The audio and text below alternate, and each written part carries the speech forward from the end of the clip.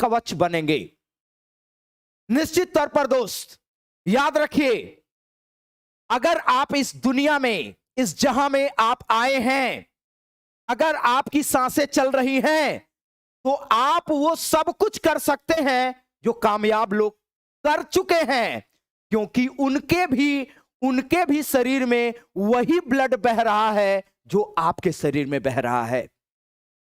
निश्चित तौर पर आज से आपका वो महत्वपूर्ण सेशन, आज से वो आपका महत्वपूर्ण क्वेश्चन प्रारंभ हो रहा है जो आपके सीटेट बिल्कुल नए क्वेश्चन होंगे, नए पैटर्न पर होंगे, नए आयाम के होंगे, नए दिशा निर्देश देंगे। ये नहीं कि अब 2022 में नए तरीके के प्रश्न आपके एग्जाम में आ रहे हैं और आप प्रीवियस ईयर के प्रश्नों के वजूद के आधार पर आप आगे बढ़ रहे हैं। ऐसे भी कहानी नहीं बनानी है, बढ़ना है एक मजेदार सेशन के साथ आगे की ओर। और चलिए, आप मैक्सिमम के कमेंट्स आ रहे हैं और आप सभी लोगों को वेरी वेरी गुड इवनिंग, आप सभी लोगों को शुभ संध्या। चलिए बिल्कुल, और बिल्कुल यस यस यस, मैक्सिमम के कमेंट्स आने लगे। चलिए सभी लोग लिखेंगे, सभी लोग लिखिए, very very very good evening, आप सभी लोग लिखिए और आइए एकदम बिल्कुल आज से अपने लक्ष्य को पाने के लिए पागल हो जाएंगे और तब तक नहीं रुकेंगे जब तक आपके ये सीटेट का मैदान फतह नहीं हो जाता दोस्त। और मैं फिर से एक बात आपके बीच में मैं रखना चाहूंगा, नए प्रश्नों के साथ आप आगे बढ़ेंगे जो लगातार आपको अपडेट करे, ये आयाम चाहिए। तो आइए आज के सेशन की शुरुआत करते हैं और आज के सेशन का लेते हैं क्वेश्चन नंबर 1। कह रहा, धीमी चाल से चलता जाऊं, दौड़ में फिर भी जीत पाऊं, उपर्युक्त लाइन का संदर्भ निम्नलिखित में से किससे है? बताइए, मेढक से है, केचुआ से है, उल्लू से है? कह रहा कि क्या कछुआ से है। तो कह रहा, बरसात हो तो मैं आऊं, बरसात हो तो मैं आऊं और कूद कूद छलांग लगाऊं, बरसात हो तो मैं आऊं, कूद कूद छलांग लगाऊं। बात कर रहा है मेढक का। तो ये आपका बरसात आए तो मैं आऊं, कूद कूद छलांग लगाऊं, मेढक। कह रहा है, जमीन में घुस जाऊं, किसानों को लाभ पहुंचाऊं, जमीन में घुस जाऊं, किसानों को लाभ पहुंचाऊं, यही तो है मेरी क्या प्रकृति। बोलो किसकी बात कर रहा है? जमीन को भुरभुरा या पोली बनाएगा कौन? कछुआ। मिट्टी में जाएगा, पोली बनाएगा, ऑक्सीजन का प्रवाह बढ़ेगा और उसमें जब ऑक्सीजन का प्रवाह बढ़ेगा तो उपजाऊ हो जाएगा और आएंगे ढेर सारे उत्पादन वाले, आप याद रखिएगा, पौधे उगेंगे और किसान को होगी क्या आसानी। कह रहा है, रात में मैं बिना ऐनक को, रात में मैं बिना ऐनक का देख कर बताऊं और अंधेरा होने पर उजाला होने पर मैं सो जाऊं, अंधेरे में बिना ऐनक का देख पाऊं, उजाला होने पर मैं सो जाऊं। बात कर रहा है किसका? उल्लू का। बोलो समझ में आया? फिर कह रहा है क्या? धीमी चाल से चलता जाऊं, दौड़ फिर भी जीत पाऊं। कछुआ और खरगोश के रेस की बात कर रहा था और आपका राइट जवाब क्या होगा? आपका राइट जवाब होगा क्या? कछुआ। बोलो दोस्त, जवाब दो। क्लियर हुआ? और आप मैक्सिमम यस राइट जवाब दे रहे हैं। क्लियर हुआ? Yes yes yes. चलिए, और देखिए एक चीज मैं आपसे हाथ जोड़ करके रिक्वेस्ट करूंगा, आप कमेंट जरूर करिएगा, कमेंट करते रहेंगे, आपको एक्सप्लेनेशन क्लियर होता चला जाएगा। लेकिन अगर कमेंट नहीं करेंगे तो इस सेशन का अधिकतम लाभ आप तक नहीं पहुंचेगा। बस मैं एक आग्रह कर रहा हूं, मैं पूरा जान लगा दूंगा, आपको नहीं पसंद आएगा लाइक मत करना, लेकिन आप अपने लिए कमेंट जरूर करना दोस्त, आप अपने लिए कमेंट जरूर करना, इसमें कोई लापरवाही नहीं। बोलिए बोलिए बोलिए, क्लियर हुआ? यस। तो आइए आगे बढ़ते हैं। लीजिएगा सेशन का क्वेश्चन नंबर 2 क्या कह रहा है, देखिए सेशन का क्वेश्चन नंबर 2 आपसे कह रहा दोस्त, तू धरती पर चाहे जहां रहे मैं तुझको तेरी खुशबू से पहचान लूंगा। कह रहा इसका संदर्भ निम्नलिखित में से किससे है? बोलिए, शेर से है, बाघ से है, रेशम के कीड़े से है, और आपसे डी कह रहा कि क्या तेंदुआ से है। फिर से सुनिए, तू धरती पर चाहे जहां रहे मैं तुझको तेरी खुशबू से पहचान लूंगा। कह रहा इस लाइन का संदर्भ किससे है? सुनिए, शेर एक नॉर्मल चीज है। बात हो रही है तू धरती पे प्रेमिका की बात हो रही है। बाघ जो होता है, याद रखिएगा एक बात आप याद रखिएगा कि बाघिन को बुलाने के लिए, बाघिन को बुलाने के लिए आप याद रखना दोस्त, क्या बाघिन को बुलाने के लिए अलग आवाज निकालने की क्षमता कौन रखता है? तो वो बाघ रखता है। गुस्सा होगा तो अलग से गुर्राएगा, भाग करके आराम से दहाड़ेगा। बाघिन को बुलाना होगा तो अलग से दहाड़ेगा। लेकिन प्रश्न क्या कह रहा, तू धरती पर चाहे जहां रहे, मैं तुझको तेरी खुशबू से पहचानने की क्षमता बाघ में नहीं पाई जाती है। तो बोलो क्या ये क्षमता केवल रेशम के कीड़े में पाई जाती है? और ये सत्य है, ये सत्य है कि रेशम का कीड़ा अपनी मादा को, रेशम का कीड़ा अपनी मादा को कई किलोमीटर, आप याद रखिएगा ये कई किलोमीटर दूर से पहचान लेता है। आप याद रखना दोस्त, किसको? तो आप याद रखिएगा किसको? अपनी मादा को। इज द राइट जवाब होगा क्या आपका ऑप्शन नंबर सी। बोले क्लियर हुआ? यस। आइए सेशन का नेक्स्ट लेते हैं। सेशन का क्वेश्चन नंबर 3 पढ़ेंगे क्या कह रहा है, और ध्यान से पढ़िएगा। तगड़ा शिक्षण का क्वेश्चन है, आपको कई क्वेश्चंस के लिए एक क्वेश्चन आपको समझ विकसित करेगा। पढ़िएगा, बताइएगा इसका राइट जवाब क्या होगा, आपको कमेंट देना। सुनिए, पर्यावरण शिक्षण के उद्देश्यों की प्राप्ति के लिए निम्न क्रम में से कौशल का विकास होना चाहिए। आप बालक को पर्यावरण पढ़ा रहे हैं, बालक कैसे सीखेगा यही बताना है। क्रम बहुत इंपॉर्टेंट है, बार बार रिपीट करता है, बार बार पूछता है। सुनिए, सर आप बालक में पहले अवलोकन की क्षमता बनाएंगे, पहचानने की क्षमता बनाएंगे, जानकारी इकट्ठा करने की क्षमता बनाएंगे, और कह रहा रिकॉर्डिंग की। अवलोकन का, रिकॉर्डिंग का, पहचानना, जानकारी इकट्ठा करना, और कह रहा अवलोकन, जानकारी इकट्ठा करना, और कह रहा पहचानना और रिकॉर्डिंग। और आप समझ डी कह रहा इनमें से कोई नहीं, नाम ना घबराना नहीं। सुनिए, सबसे पहले तो मैं बालक को किसी जगह देखने की क्षमता विकसित करूंगा। बालक यहां तुम अपना नजर टिका करके रखना, तो तुम यहां अपनी नजर टिका करके रखना। तो जब तुम ध्यान से देखोगे, देखिए सुनिए, जब देखना ध्यान से होगा, जब देखना ध्यान से होगा तो इसी को हम लोग बोलते हैं क्या?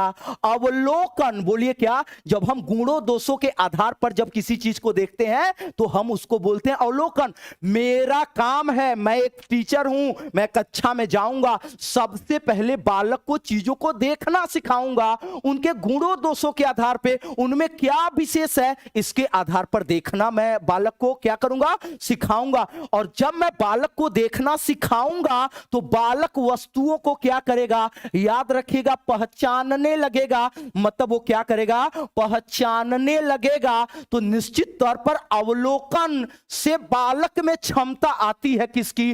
अवलोकन से बालक में क्षमता आती है चीजों को क्या करने की? पहचानने की।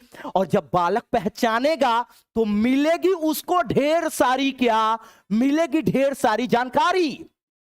और उस जानकारी को वो क्या करेगा? नोट करेगा, कहीं लिखेगा। इसी को हम लोग बोलते हैं क्या? इसी को हम लोग बोलते हैं रिकॉर्डिंग। तो सुनिए, जैसे मैंने बालक को दिखाया कि ये देखो मोबाइल है बहुत महंगा, तो बालक ने देखा तो कहा महंगा, ये किस रंग का है? काला है। तो देखा तो इसका सबसे पहले इसको जब उसने देखा तो कहा ये है अवलोकन। फिर कहा कि हाँ इसी तरीके से मेरे पापा भी रखे हैं। अपने पापा वाले मोबाइल से हमारे मोबाइल को उसने क्या कर लिया? पहचान लिया। सर सही कह रहे हैं। फिर उसने क्या किया? गया घर, पूछा पापा कितने का लिए थे? तो पापा ने बताया। फिर आया, बोला सर आप कितने का लिए थे? उसको प्राप्त हो रही है क्या? जानकारी। और वो मस्तिष्क में रखेगा जानकारी। इसी को कहते हैं रिकॉर्डिंग। लगाइए आप एक सिरे से धुन करके जवाब लगाइए। क्वेश्चन नंबर 3 का राइट जवाब ऑप्शन नंबर ए। बोले जवाब दीजिए, क्लियर हुआ? Yes yes yes yes. लेकिन देखिए कमेंट बहुत स्लो आ रहा है, इससे मैं दुखी हूं। आपका कमेंट इतना स्लो आ रहा है, इससे मैं दुखी हूं। लगभग 1000 से ज्यादा लोग लाइव हो तो कम से कम सही जवाब कमेंट तो करोगे। मैं एक ही बात कहता हूं, हमेशा आपको स्मार्ट स्टडी सिखाता हूं कि आप जब कमेंट कर दोगे दोस्त, एक्सप्लेनेशन आपके दिमाग में बैठने लगेगा और आप इसमें लापरवाही मत किया करो। चलिए कमेंट करते रहिए, आप मैक्सिमम इसके लिए कमेंट करते रहिए आप। चलिए सारे लोगों का कमेंट्स में कोई लापरवाही नहीं। मैं एक ही कहा ना, मैंने हाथ जोड़ करके आपसे रिक्वेस्ट किया कमेंट करने में। चलिए अच्छा स्क्रीनशॉट लेना, लीजिए स्क्रीनशॉट, चलिए आगे की ओर चले, लीजिए स्क्रीनशॉट लिया, आइए ठीक है, चलिए आइए आगे की ओर बढ़ते हैं। हाँ अब आने लगा कमेंट, ऐसे कमेंट आना चाहिए दोस्त। कमेंट आने में लापरवाही होगा, मैं ये नहीं जाऊंगा। चलिए चलिए कमेंट सबका लूंगा, सबका लूंगा। चलिए यस ठीक है, आइए। तो आपका क्या हो गया कि जब कोई भी चीज होगा तो अवलोकन करेगा, पहचानेगा, जानकारी इकट्ठा करेगा और रिकॉर्डिंग करेगा। ठीक है, चलिए बिल्कुल। आइए नेक्स्ट सेशन का क्वेश्चन नंबर 4 लेते हैं। और देखिए फिर से एक बार ये आपको चकमा देगा, लेकिन आपको झांसे में आना नहीं है। जितना बड़ा प्रश्न उसको उतना सरलता से हल करके देखा जाएगा दोस्त। बस केवल धैर्य मन में बना के रखना। क्या कक्षा 4 के पर्यावरण अध्ययन की छात्रा है और उस छात्रा का नाम है क्या? प्रीति। तेरा बगीचा भ्रमण के बाद यह लिखती है कि सभी पौधों की पत्तियां एक जैसी नहीं होती है। सभी पौधों की पत्तियां एक जैसी नहीं होती है। अब प्रश्न कह रहा है परंतु उनका कार्य एक जैसा परंतु उनका कार्य एक जैसा होता है। यह टाइपिस्ट की गलती है। परंतु उनका कार्य एक जैसा होता है। इस गतिविधि से किस कौशल का आकलन होगा? पत्तियां एक जैसी नहीं होती हैं लेकिन उनका कार्य एक जैसा होता है। कह रहा है कि आप बालक अवलोकन करने की क्षमता का हम आकलन इससे कर लेंगे। कह रहा विभेदीकरण की क्षमता का, कह रहा वस्तुओं की तुलना एवं वर्गीकरण की क्षमता का, और कह रहा पूर्वानुमान लगाने। देखिए रमेश या सॉरी प्रीति को ही टारगेट करते हैं। प्रीति अपने परिवेश में जाकर के पढ़ाए गए पत्तों से अन्य पत्तों को भी देखने लगी है, तब कहलाता क्या? अवलोकन। लेकिन ये तो कहा ही नहीं है। प्रीति जाकर के अपने परिवेश में पत्तों को निहारने लगी है टुकुर टुकुर, तब ये कहलाता क्या? अवलोकन। लेकिन ये तो बात ही नहीं है। ये तो हमने मतलब यहां पे इसकी तो चर्चा ही नहीं हुई है। क्या कह रहा है? विभेदीकरण क्या होगा? अरे जब इतना कहता अलग अलग पौधों की पत्तियां अलग अलग होती है तब तो अकेले हो जाता विभेदीकरण। लेकिन वो कह रहा कि पौधों की पत्तियां एक जैसी नहीं होती लेकिन उनका कार्य एक जैसा होता। थोड़ा सा और एक हाथ आगे बोल दिए। आइए आगे बढ़ते हैं। कह रहा वस्तुओं की तुलना, दो अलग अलग पेड़ पौधों की पत्तियां एक जैसी नहीं होती है। प्रीति ने किया है क्या? तुलना। कह रहा लेकिन उनका कार्य एक जैसा होता है। ये उसने कर दिया क्या? वर्गीकरण। लगाइए तगड़े तरीके से जवाब, ऑप्शन नंबर सी। लेकिन डी पूर्वानुमान।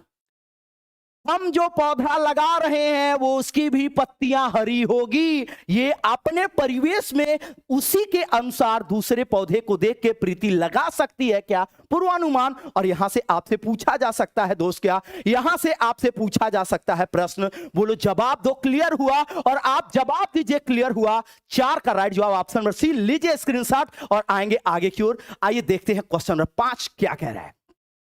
आइए देखिए, 1 नंबर फिक्स वाला एरिया, 3-4 बार केवल सूत्र वाला अगर आप एरिया देख लोगे दोस्त, 3-4 बार आप सूत्र वाला एरिया देख लोगे, दिमाग में एकदम सब फाइनल। सुनिए क्या कह रहा है, देखिए निम्नलिखित में से कौन सा पर्यावरण शिक्षण का सूत्र नहीं है? बताइए। ज्ञात से अज्ञात की ओर, तर्क से अनुभव की ओर, अनिश्चित से निश्चित की ओर, स्थानीय से वैश्विक की ओर। आपको कमेंट करना है राइट जवाब। ध्यान से सुनिएगा, कभी चारों में से मैं गलत होने ही नहीं दूंगा। सुनिए, कोई भी विषय वस्तु बालक के लिए ज्ञात कैसे होगी? तो कोई भी विषय वस्तु बालक के लिए ज्ञात तब होगी जब वो जुड़ा होगा बालक के कहां से? तो आप बोलोगे जब वो जुड़ा होगा बालक के पूर्व ज्ञान से। तो आप एक टीचर है, सुनो आप एक टीचर हो और आपका यह दायित्व है, आप सबसे पहले बालक के सामने उसको प्रस्तुत करिए जो पूर्व ज्ञान से जुड़ा हो, तो बालक उसको आसानी से सीख लेगा। और उसी से जोड़ करके जो पूर्व ज्ञान के बाहर है आप प्रस्तुत करो, बालक आसानी से सीखता जाएगा। ये हो गया क्या? सही। स्थानीय से वैश्विक की ओर। स्थानीय का मतलब क्या होता है, ये आप से कुछ लोगों को कंफ्यूज कर सकता है। सुनिए, स्थानीय का मतलब होता है बालक का परिवेश। क्या होता है? बालक का परिवेश। और वैश्विक का मतलब क्या होता है? तो आप याद रखिएगा कि वैश्विक का मतलब होता है बालक के परिवेश से, बालक के परिवेश से बाहर। तो भाई यहां वैश्विक का मतलब सही वाला विश्व मत समझिएगा। यहां वैश्विक का मतलब यहां पे सही का विश्व नहीं, बालक के परिवेश का है तो स्थानीय है, और बालक के परिवेश के बाहर है तो दोस्त बोलो वो वैश्विक है। तो निश्चित तौर पर हम पहले उसको पढ़ाएंगे, बालक को, जो उसके परिवेश का हिस्सा है, फिर उसके बाद उसके बाहर का पढ़ाएंगे। इसका मतलब डी भी सही है, सी आएंगे। और निश्चित से निश्चित की ओर, मुझको पता है आप डी वाले टुकुर टुकुर। चलिए क्या जवाब दे रहे हो? यस यस, 5 का सी सी सी सी। और आपको एक झटका लीजिए क्वेश्चन नंबर 5 के लिए, बड़ा सा झटका। सुनिए, आपकी कक्षा में, आपकी जो कक्षा पढ़ा रहे हैं, बालक अपने परिवेश का, याद रखे, बालक अपने परिवेश का लेकर के आता है क्या? अनिश्चित और अस्पष्ट ज्ञान। और आपका काम है कि आप बालक को शिक्षित करेंगे और बालक को निश्चित और स्पष्ट ज्ञान की ओर आगे बढ़ाएंगे। यह सही है। अब मारो पलटी बच्चा, मारो पलटी तड़ातड़। अब मुझको पता है आप पलटी मारेंगे। सुनिए, पहले आप चीजों को देखेंगे तो अनुभव होगा, और अनुभव होगा तब तो आप तर्क करोगे। क्या बिना अनुभव के तर्क संभव है? क्या नहीं संभव है। ये हो गया कट, और ये लगाइए आप राइट जवाब। यहां फंसा था मामला। बोलो क्लियर हुआ? ऐसे चीजें आपकी गड़बड़ होती है। सुनिए भाई, जैसे मैंने देखा पेन, अब मैंने देखा पेन, मैं बार बार देख रहा हूं, इस पेन को निकाल करके हम लिखते हैं। पेन को जब देखा निकाल के लिखते हैं, तो इससे पेन से लिखा जाता है, इसका हमको होगा क्या? अनुभव। अब कोई दूसरे रंग का लाया, दूसरे तरीके का लाया और उसको खोला, अरे हमने कहा इससे तो लिखते हैं क्योंकि इस तरीके का चीज लिखी जाती है। पहले होगा अनुभव, फिर आएगा तर्क। इज द राइट जवाब ऑप्शन नंबर बी। ये गलत था। चलिए, गोंच तो दिया हूं लेकिन स्क्रीनशॉट ले लीजिए। चलिए, गोंच तो दिया हूं लेकिन स्क्रीनशॉट लीजिए। और आइए सेशन का क्वेश्चन नंबर 6 फिर से एक तगड़े तरीके से बताइए। कह रहा पेड़ों के 5 लाभ लिखिए, प्रश्न की प्रकृति कैसी है बताइए। अपसारी प्रश्न है, अभिसारी प्रश्न है, मुक्त अंत वाला प्रश्न है, और आपसे मैं ठीक कह रहा कि क्या मूल्यांकन वाला प्रश्न है। आपको सही कमेंट करना है, बताइए। मैक्सिमम को राइट जवाब कमेंट करना है। पेड़ों के 5 लाभ लिखिए। अपसारी अभिसारी में कंफ्यूजन होती है क्या? अपसारी में कंफ्यूजन होती है क्या आपको? आज के बाद कभी नहीं होगी। कैसे? आइए मैं बताता हूं। सुनिए सुनिए, अभी, अभी पहला शब्द, 2 शब्द क्या लिखा? अभी। यहां आइए, अभी को लेकर के इधर आइए और एक नाम लिखिए यहां से, अभिमन्यु। क्या नाम लिखेगा आप? अभिमन्यु। नाम लिख दिया मैंने, अभिमन्यु। अब सुनिए, अभिमन्यु चक्रव्यूह में बध गए थे। अभिमन्यु चक्रव्यूह में क्या हो गए थे? बध गए थे।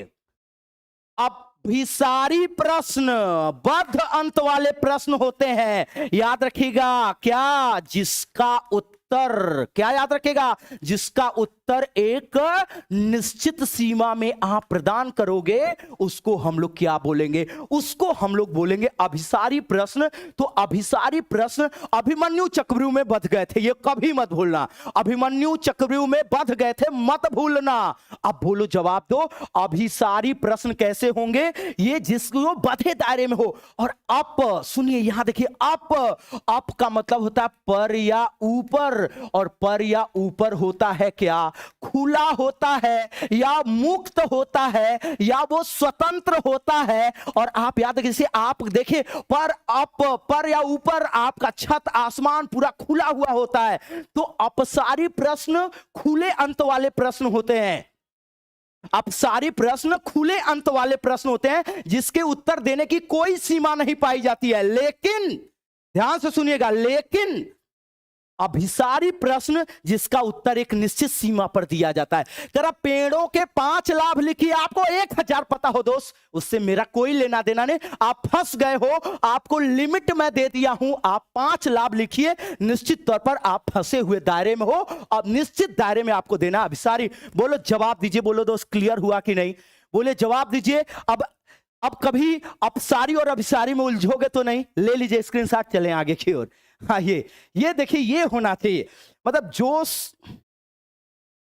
यस, क्या बात है।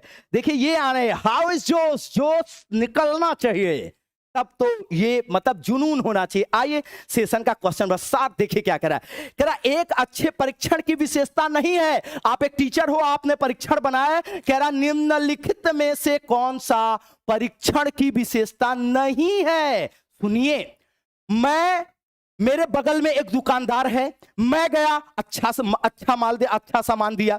मैं अपने मम्मी को भेजा, अच्छा सामान दिया। घर के छोटे बच्चों को भेजा, अच्छा सामान दिया। मतलब बार बार हम प्रयोग करें और बार बार वो अपने गुणों पर खरा उतरे, वो हमारे लिए विश्वसनीय हो जाएगा। आपने परीक्षण बनाया है, बार बार लागू कर रहे हैं, वो बार बार आपकी उम्मीदों पर खरा उतर रहा है परीक्षण, वो निश्चित तौर पर विश्वसनीय कहलाएगा और ये हमारे परीक्षण की विशेषता होनी चाहिए। वैधता, मैं निकला कि चल रहा हूं 7 बजे सीटेट की लाइव क्लास पढ़ाऊंगा और पता लगा मैं चला गया, बाढ़ आया है गंगा जी को देखने के लिए, तो मैं भले चला गया देखने के लिए, मेरी गतिविधि वैध कही जाएगी। आप बोलोगे नहीं सर, आप गलत हो। मतलब जिस उद्देश्य के लिए मैं निकला था, अगर मैं पढ़ाने के लिए निकला था, पढ़ाऊं तो मेरा उद्देश्य सही है, और अगर मैं ना पढ़ाऊं तो मेरा उद्देश्य सही, मैं वैध नहीं हूं। तो परीक्षण हमने जिस उद्देश्य की पूर्ति के लिए बनाया था, अगर वो उसी की पूर्ति करता है तो वो परीक्षण वैध है, नहीं तो नहीं है। और व्यवहारिकता लिखा है, अगर परीक्षण बालक के पूर्व ज्ञान से जुड़ा है तो परीक्षण व्यवहारिक है, परीक्षण में आपके बालक रुचि लेगा। और अगर भाई पूर्व ज्ञान से ही नहीं जुड़ा है तो क्या खाक रुचि लेगा, तो ये भी तो होना चाहिए। लेकिन यहां पर लिखा है आत्मनिष्ठता। आप मेरे पास आए इंटरव्यू देने के लिए, मैंने देखा आपको एकदम कुरूपा ही लग रहे थे आप, तो हमने कहा कि चलो इनसे ऐसा क्वेश्चन पूछते कौन ना बता पाए। ऐसी अगर परीक्षण में विशेषता है तो वो परीक्षण आत्मनिष्ठता है। तो बताइए क्या ऐसा होना चाहिए क्या कोई इंटरव्यू? नहीं, ऐसा कोई प्रश्न पत्र नहीं होना चाहिए जिसमें निर्माणकर्ता का प्रभाव पड़े, बल्कि एक अच्छे परीक्षण की विशेषता होती है क्या? अच्छे परीक्षण की विशेषता होती है वस्तुनिष्ठता। जो वस्तु का मूल्य है, भाई हमसे, हमारे यहां आप टीचिंग का एग्जाम देने के लिए आए, मैं वही प्रश्न पूछूंगा, आपको आए चाहे ना आए।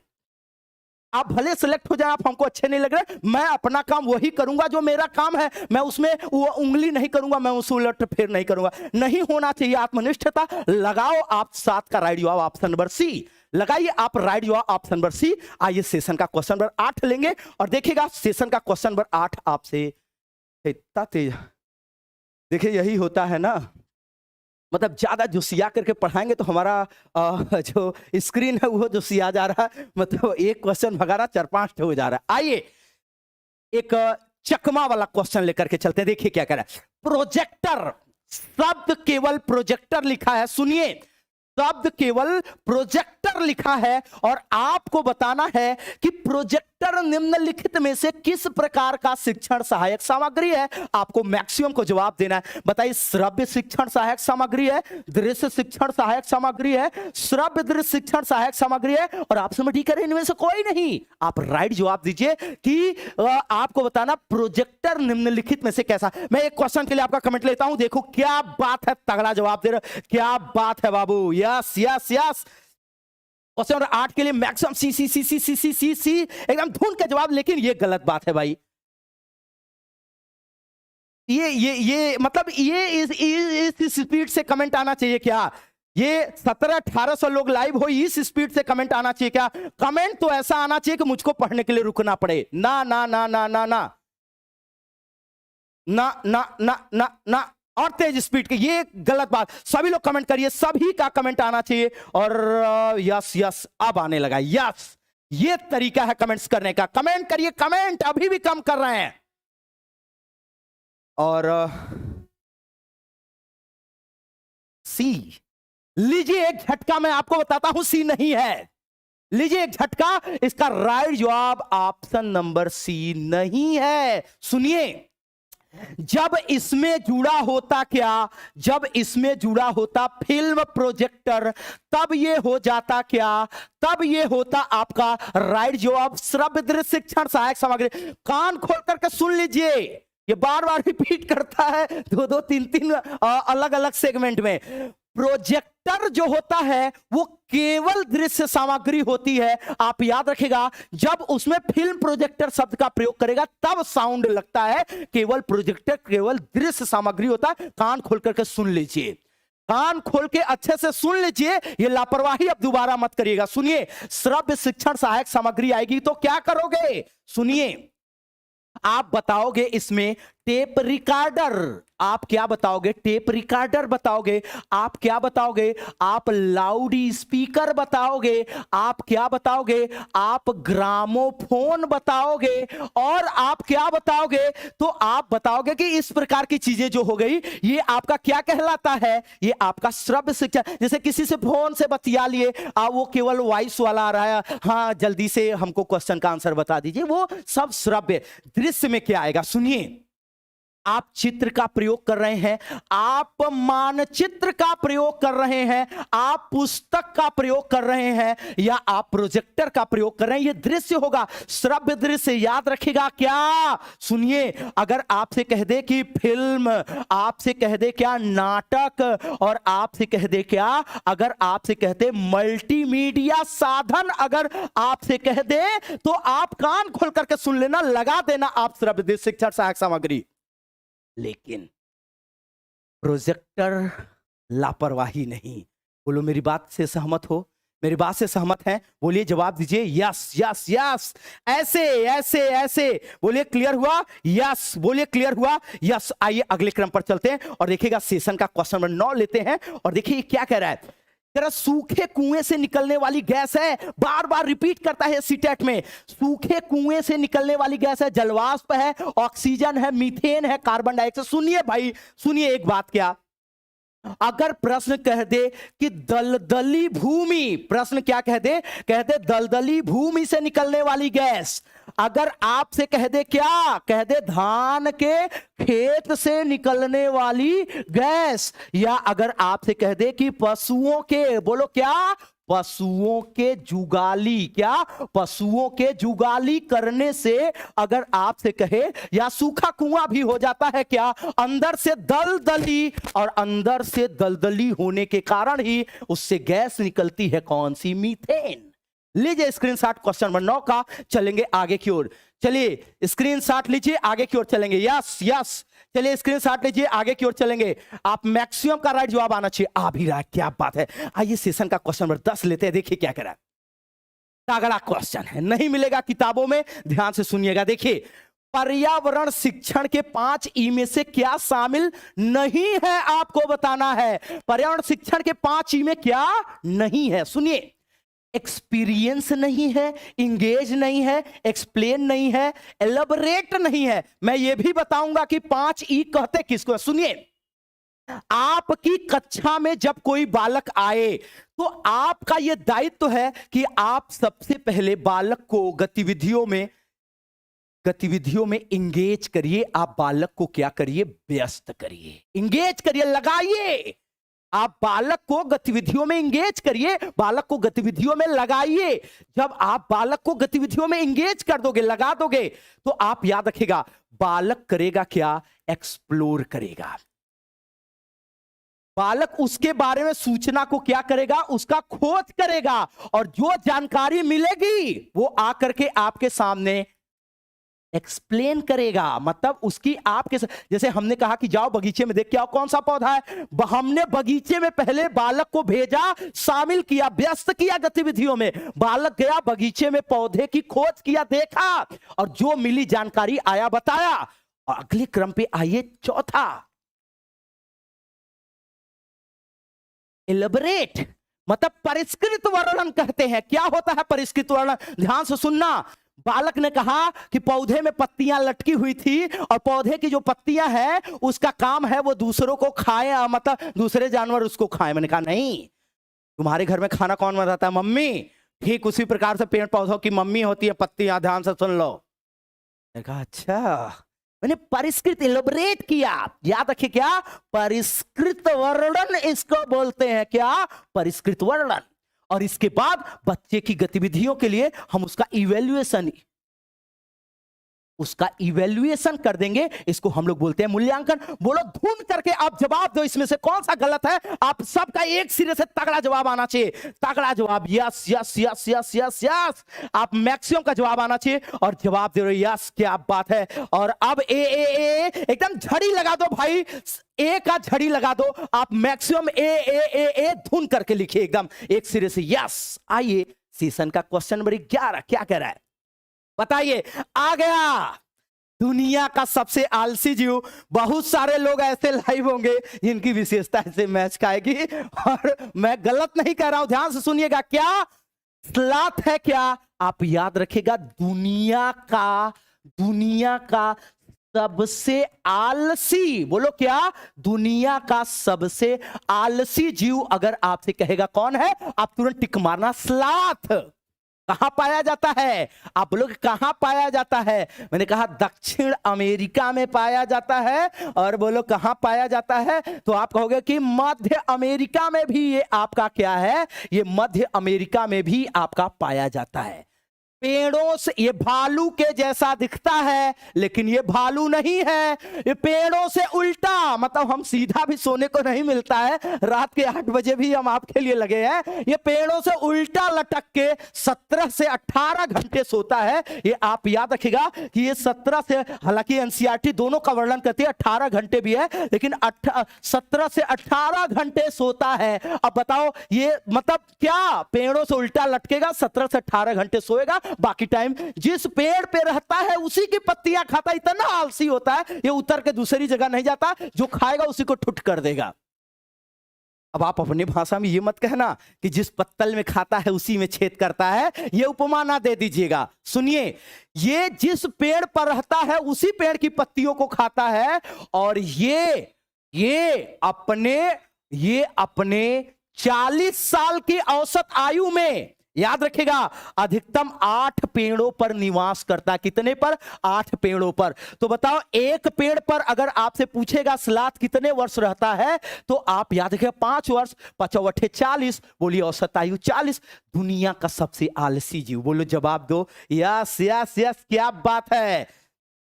लेकिन यही है एक चीज, जैसे मैं आप कमेंट नहीं कर रहे हो यार, 2000 संख्या पहुंची है, ये कमेंट का आपका रेशियो नहीं होना चाहिए दोस्त। आइए सेशन का क्वेश्चन 12 गर्दा कर देंगे। देखिए क्या कह रहा है। सांप के कितने जहरीले दांत होते हैं? अब कोई किसी को कुछ नहीं लिखेगा कि तुम सांप हो, तुम नागिन हो, कोई किसी को कुछ नहीं लिखेगा। आप क्वेश्चन पे फोकस करिए। कह रहा सांप के कितने जहरीले दांत पाए जाते हैं? 1 पाया जाता है, 2 पाया जाता है, 3 पाया जाता है, 4। सुनिए,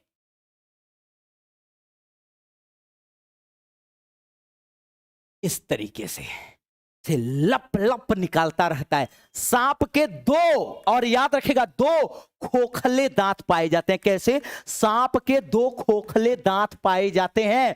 और ये जो दांत होता है ना, जैसे हमारे आपके दांत के जैसा नहीं होता है। हम आप अपने दांत का प्रयोग करते हैं खाना खाने के लिए, ये नहीं करता है खाना। ये खाना को निगल के खाता है। जैसे आएगा चूहा मेढक जो मिला इसको, जैसे मिलेगा ये वैसे ही उसको निपटाता चला जाएगा। जैसा मिलेगा ये उसको वैसे ही निपटाता चला जाएगा। ये आप याद रखिएगा, ये अपने दांतों का प्रयोग भोजन करने के लिए नहीं करता है। ये अपने दांतों का प्रयोग केवल सामने वाले को डसने के लिए करता है। अच्छे से याद रखना, ये दांतों का प्रयोग केवल डसने के लिए करता है। तो इसके जो 2 दांत होते हैं, इससे ये क्या करता है आप याद रखिएगा, सामने वाले तक जहर पहुंचाता है। आपको ये बात याद रखना है। इस द राइट जवाब होगा आपका ऑप्शन नंबर बी, क्या? 2। बोलिए जवाब दीजिए, क्लियर हुआ? यस। सेशन का क्वेश्चन नंबर 13 लेंगे और देखिएगा सेशन का क्वेश्चन नंबर 13 आपसे क्या कह रहा है, सुनिएगा। हाथी का नर बच्चा कितने वर्षों में समूह छोड़ा? तगड़ा क्वेश्चन है, बताइए क्या कह रहा है। हाथी का नर बच्चा कितने वर्षों में समूह छोड़ देता है? 10 से 11 साल में, 11 से 12, कह रहा है कि क्या 10 से 12, और कह रहा है कि क्या 14 से 15 साल में। हाथी का नर बच्चा कितने सालों में समूह छोड़ देता है? आप देखिए, मादा हमेशा झुंड में रहती है, लेकिन कोई किसी को कुछ बोलेगा नहीं। मादा हमेशा झुंड में रहती है और जो नर होता है वो कुछ दिन बाद स्वतंत्र हो जाता है और अकेले टहरता है। बोले जवाब दीजिए कितने सालों में छोड़ देता है? और आप याद रखिएगा, जो आपके एनसीईआरटी में, ये जो एनसीईआरटी में जुड़ा है, उसमें हाथी का क्या नाम है? ये भी प्रश्न पूछ सकता है। नए वाले 2021 वाला ऑनलाइन हुआ, ये सब पूछा था भाई। जब 1 महीना एग्जाम होगा तो क्वेश्चन ऐसे ही पूछेंगे। सुनिए, उसका नाम था क्या? नंदू हाथी। बोलो इसका क्या नाम था? उसका नाम था नंदू हाथी। और कहा गया कि नंदू अपना समूह, क्या जवाब दे रहे हो? Yes yes yes. अच्छा, बीसी में मिक्स लगाओ ना जवाब। 14 से 15 साल, क्या 14 से 15 साल में हाथी के नर बच्चे समूह छोड़ देते हैं। लेकिन प्रश्न ये भी कहेगा, क्या कहेगा कि समूह का नेतृत्व, क्या कह रहा प्रश्न, क्या कह रहा है? कह रहा समूह का नेतृत्व कौन करता है? सुनिए, आप भले चाहे संस्कार विहीन हो जाइए, आप भले संस्कार विहीन हो जाइए, सुनिए, लेकिन पशु पक्षियों जानवरों से यह प्रथा चली आ रही है कि समूह का नेतृत्व समूह की सबसे बुजुर्ग, याद रखेगा क्या, समूह की सबसे बुजुर्ग हाथिनी करती है। ये आपको याद रखना है। हम आप भले संस्कार विहीन हो जाए, पशुओं में भी ये प्रथा पाई जाती है। सबसे बड़े को सबसे ज्यादा इज्जत, उसी के दिशा निर्देश पे चलते हैं। सबसे बुजुर्ग हाथिनी समूह का नेतृत्व करती है। बोलो जवाब तो क्लियर हुआ, और राइट जवाब है आपका ऑप्शन नंबर डी। आइए सेशन का क्वेश्चन नंबर 14 देखिए क्या कह रहा है। बोलिए, हाथी के 3 माह के बच्चे का औसत वजन कितना था? तगड़ा क्वेश्चन है। अब बताइए, मानव का बच्चा नहीं है, लीजिए हम ऐसे कर दिया, लो ऐसे ऊपर उठा दिया, ये देखा बच्चा हंस दिया, ऐसा नहीं होता है। हाथी का बच्चा पूछ रहा कि हाथी के 3 माह के बच्चे का औसत वजन कितना होता? 50 की जो होता, 100 केजी होता है, 200 केजी होता है, और कह रहा कि क्या 400 केजी होता है। राइट जवाब कमेंट करना, कमेंट करके बताना है। यस, क्या बात है नंदू। अच्छा, हाथी भेजने लगे, क्या बात है। चलिए कमेंट करिए, तगड़ा जवाब आना चाहिए। लेकिन अभी देखिए यार भाई, ये चीज गलत है। 2000 से ऊपर लोग लाइव हो और कमेंट मुझे मैं आराम से देख रहा हूं और मुझको साफ साफ दिख रहा है। ऐसे थोड़ी, ऐसे सर से ऊपर जाना चाहिए। मैं यही कह रहा हूं, कमेंट करिए, कमेंट करिए, बताइए।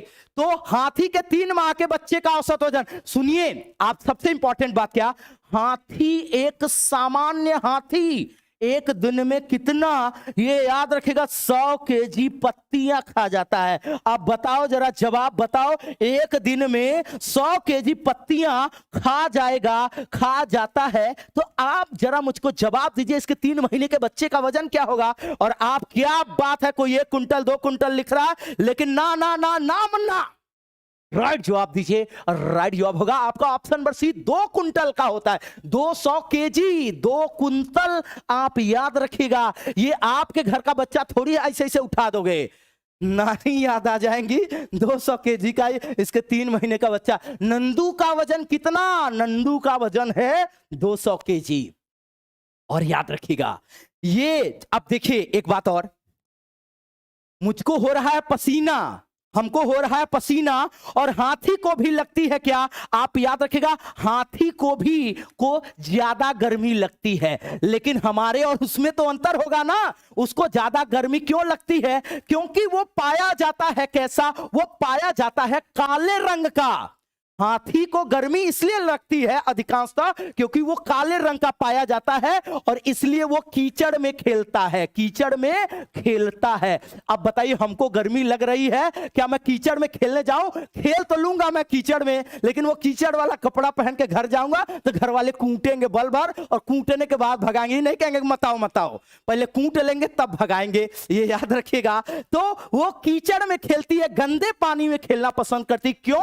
क्योंकि उसको गर्मी ज्यादा लगती है। क्वेश्चन नंबर 14 का राइट जवाब ऑप्शन नंबर सी। लीजिए स्क्रीनशॉट, आगे की ओर चले। क्या बात है, तगड़े तरीके से आप मैक्सिमम का जवाब आ रहा है। आइए सेशन का क्वेश्चन नंबर 15 क्या कह रहा है, देखिए कह रहा किसके देखने की क्षमता मनुष्य की तुलना में 6 गुना ज्यादा होती है। कह रहा बाज के देखने की, चील के देखने की, गिद्ध के देखने की, और आपसे मैं डी कह रहा शेर के देखने की। सुनो, ये तो बिल्कुल मत कहना कि आपकी क्षमता मनुष्य से भी कम है क्योंकि आप चश्मा लगाते हैं। दोस्त पढ़ा हूं, मेहनत किया हूं, इसकी वजह से ऐसा हो गया है। चलिए, हाँ ये इसकी वजह से, चलिए मतलब ये हमको मत बोल देना आपकी सर आपकी क्षमता तो मनुष्य से भी कम है, तो आपकी तुलना में तो ये 6 वाला 7 गुना हो जाएगा। बहुत मार मारेंगे अगर ऐसे उल्टा सीधा अगर आप बोलोगे तो। सुनो, कान खोल करके सुनो आप मेरी बात।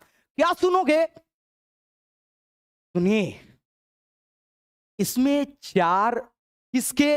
चार पैर किसके पाए जाते हैं और देखने के लिए कितनी आंखें होंगी उसके लिए?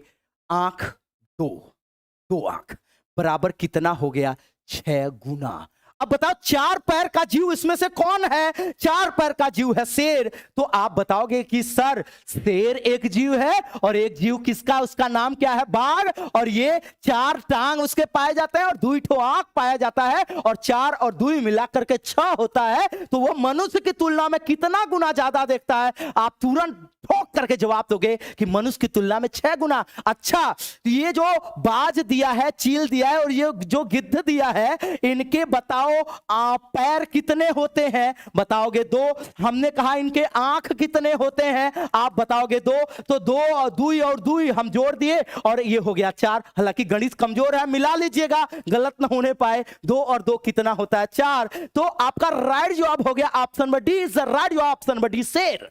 जवाब दीजिए आप, मैक्सिमम का कमेंट आना चाहिए। क्या बात है, एकदम तगड़े तरीके से सेशन का क्वेश्चन नंबर 16 लेंगे और देखिएगा सेशन का क्वेश्चन नंबर 16 आपसे क्या कर रहा, सुनिएगा ध्यान से, सुनिएगा ध्यान से। क्या बाघ के बच्चे का जन्म के समय औसत वजन कितना होता है? 1.5 केजी, 2.5 मतलब 1.5 से 2 केजी, 2.5 से 3 केजी, 3.5 से 4 केजी और 4.5 से 5 केजी। आपको जवाब सुनिए, सिर्फ ये सब काट दीजिए, ये काट दीजिए, ये काट दीजिए। मैं आपको बता रहा हूं, कभी नहीं भूलोगे। आप ये बताओ, देख करके नर शेर ले लीजिए और नर बाघ ले लीजिए, देख के दोनों में हैवी कौन सा लगता है? आप कहोगे कि सर मैंने शेर भी देखा और मैंने बाघ भी देखा और दोनों में सबसे हैवी हमको देख करके शेर लगा। तो शेर हैवी लगा तो उसका बच्चा भी हैवी होगा, किसका? शेर का। और बाघ देख करके कमजोर टाइप का थोड़ा सा, शेर की तुलना आपसे नहीं भाई, कभी ये सेखी बघारिएगा मत, नहीं तो वहां पहुंच गए तो मामला निपट जाएगा। आप ये बात याद रखना।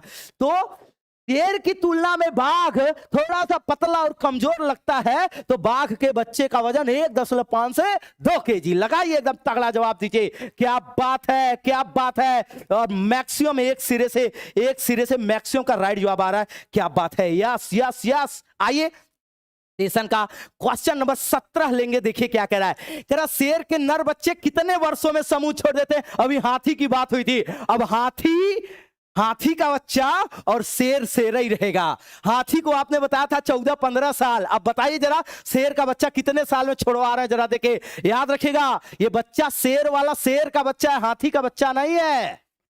शेर से शेर है, बताइए। और शेर और कहते हैं बाघ का बच्चा, शेर का बच्चा। बताइए वो 14-15 साल में छोड़ा, ये कितने दिन में छोड़ देगा?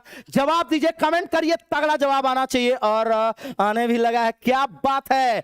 कब बताइए, 1 से 2 साल, 2 से 3 साल, 3 से 4 साल, 4 से 5 साल मैक्सिमम ढूंढ करके जवाब दीजिए। लेकिन आप एक बात याद रखिएगा, एक बात कान खोलकर सुन लीजिए, हाथी का बच्चा नहीं है, ये शेर का बच्चा है। जवाब दीजिए, जवाब दीजिए, जवाब दीजिए। मैक्सिमम राइट जवाब कमेंट करिए और आप मैक्सिमम का राइट जवाब कमेंट आना चाहिए। आप मैक्सिमम इसके लिए राइट जवाब कमेंट करेंगे और आप मैक्सिमम का राइट जवाब आने भी लगा। Yes yes.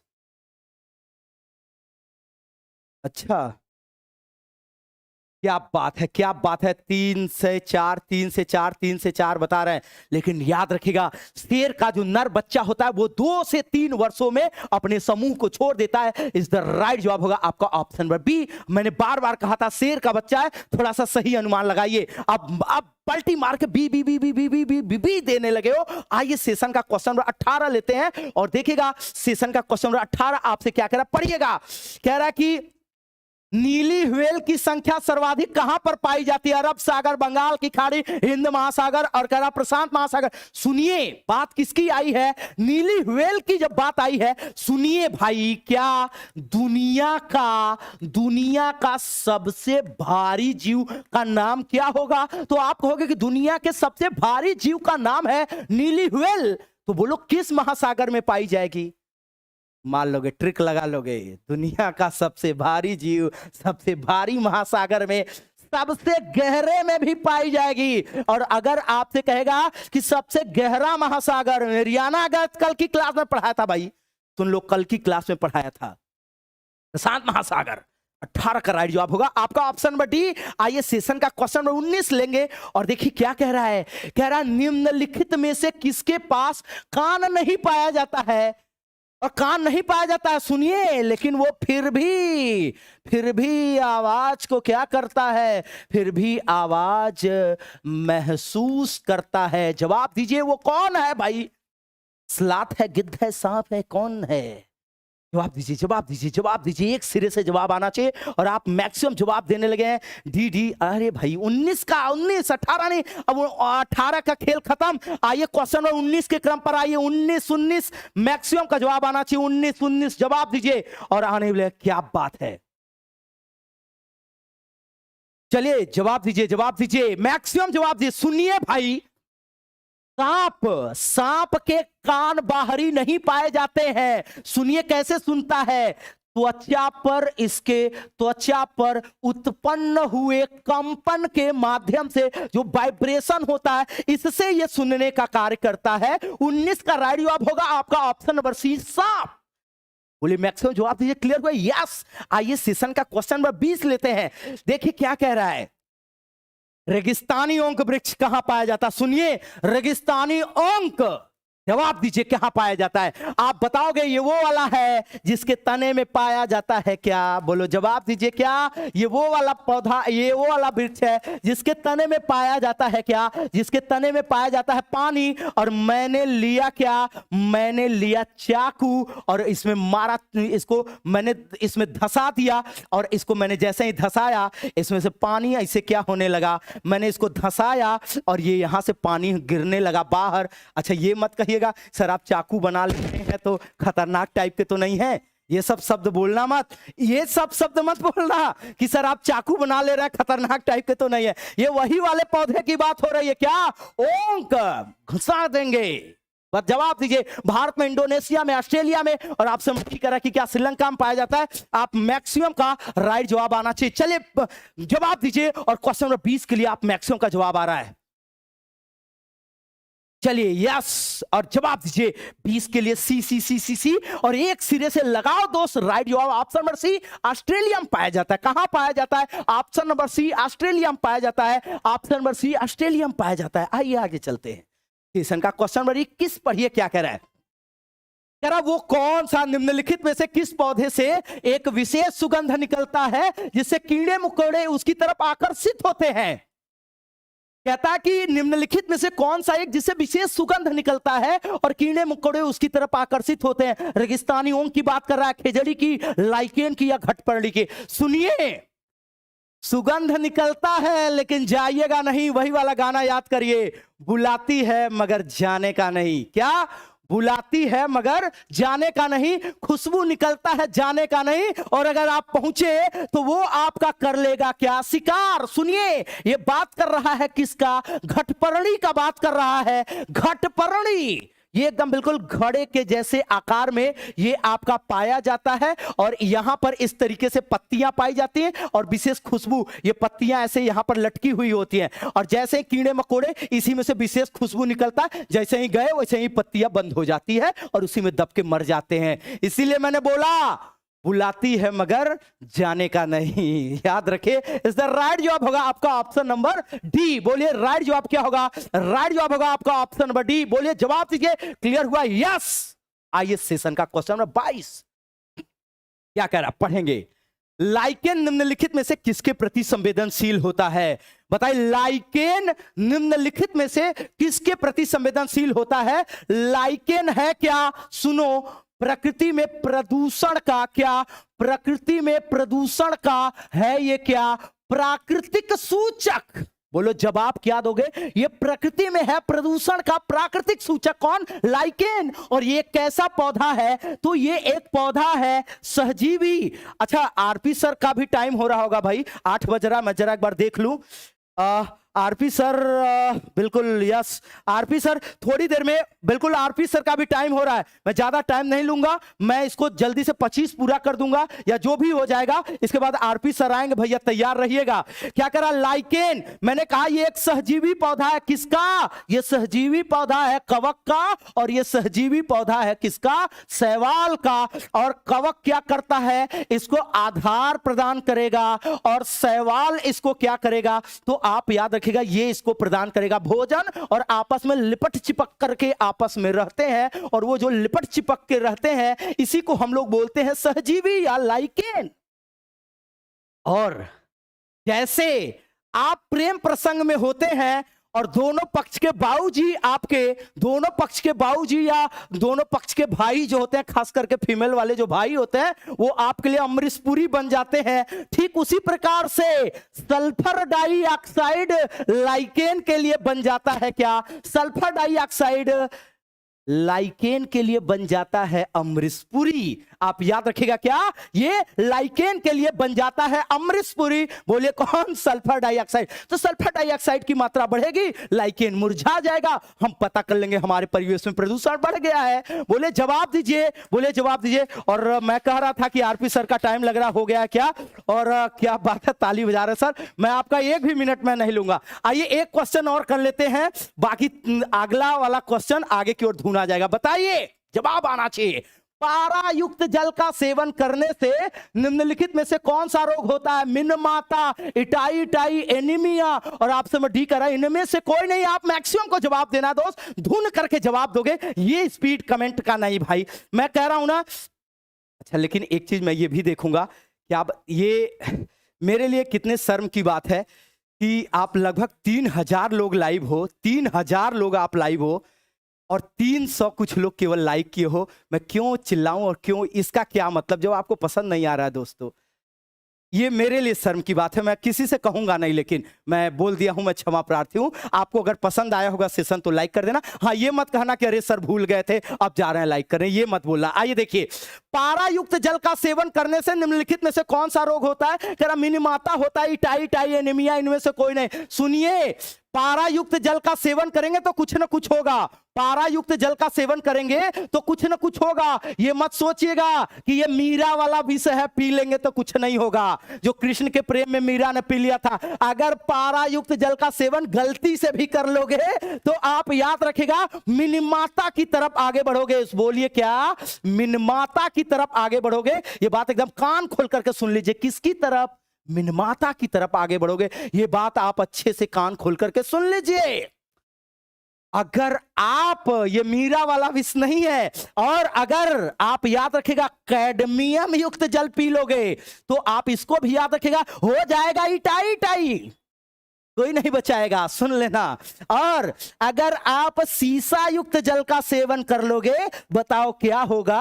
आप बताओगे एनीमिया होगा। मैंने बार बार कह रहा हूं, ये मीरा वाला विष नहीं है जो पी लोगे और अमर हो जाओगे। कलयुग चल रहा है और ये सब कुछ हो करके रहेगा। सेशन का क्वेश्चन नंबर 23 और इसका राइट जवाब है आपका ऑप्शन नंबर ए।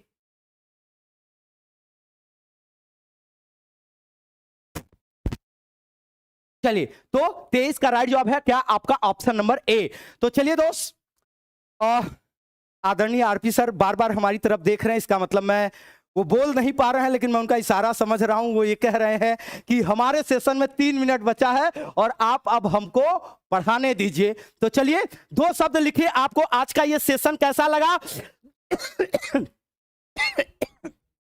सबसे इंपॉर्टेंट बात, कल आएगा चंद्रा इंस्टीट्यूट का शाम 5 बजे 5 PM पर आएगा क्या, सीटीटी। आप याद रखिएगा सीटेट का, आप याद रखिएगा ये सीटेट का आएगा क्या, मॉडल पेपर। और नहीं भूलिएगा, मैं कल भी कहा था, आज भी कान खोल करके सुन लीजिए, कलम कागज ले करके बैठिएगा दोस्त। निश्चित तौर पर अभी तक आपके पढ़े गए सबसे जहां से चाहे जैसा पढ़ा होगा उसका सबसे श्रेष्ठ क्लास कल देंगे, ये वादा है चंद्रा इंस्टीट्यूट का। और हां, एक चीज और याद रखिएगा, चंद्रा इंस्टीट्यूट में आप याद रखिएगा न्यू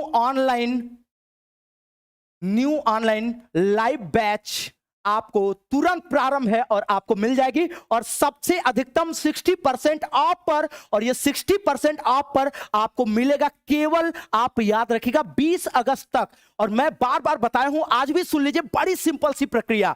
आप अपने मोबाइल के गूगल प्ले स्टोर में आप जाइए, और गूगल प्ले स्टोर में आप जा करके आप सर्च बॉक्स पर टाइप करिए क्या, आप लिख दीजिएगा चंद्रा इंस्टीट्यूट इलाहाबाद, चंद्रा इंस्टीट्यूट इलाहाबाद। और चंद्रा इंस्टीट्यूट इलाहाबाद जैसे ही सर्च करेंगे, आदरणीय वागेश सर की डीपी लगी हुई ऐप आएगी, आप इसको इंस्टॉल करिए और आप जाइए क्रिएट अकाउंट में। सिंपल सा आप अपना नाम डालिए, आप अपना मोबाइल नंबर डालिए, अपने पसंद से कोई आईडी बनाइए, अपने पसंद से कोई पासवर्ड, और अगर कौनो समस्या हो जाए तो आप तुरंत डायल कर दीजिए 9800 आप ये 0026 पर कॉल कर दीजिए। तो मैं एक बार देखना चाहूंगा, और क्या बात है, देखिए मैं जब आपके कमेंट्स देखता हूं तो मैं भावुक हो जाता हूं, और निश्चित तौर पर आपके वो, लेकिन मैं अब एक भी मिनट मैं नहीं लूंगा, मैं एक भी मिनट नहीं लूंगा, क्योंकि अब मेरा एक भी मिनट, हो सकता है हमारे परिवार का कोई हमसे गुस्सा हो जाए, वो आना चाहता हो पढ़ाने के लिए। ठीक 1 मिनट बाद मैं सीडीपी के लिंक के साथ आदरणीय आरपी सर आप सभी लोगों का महत्वपूर्ण प्रश्नों के साथ इंतजार करेंगे। नमस्कार।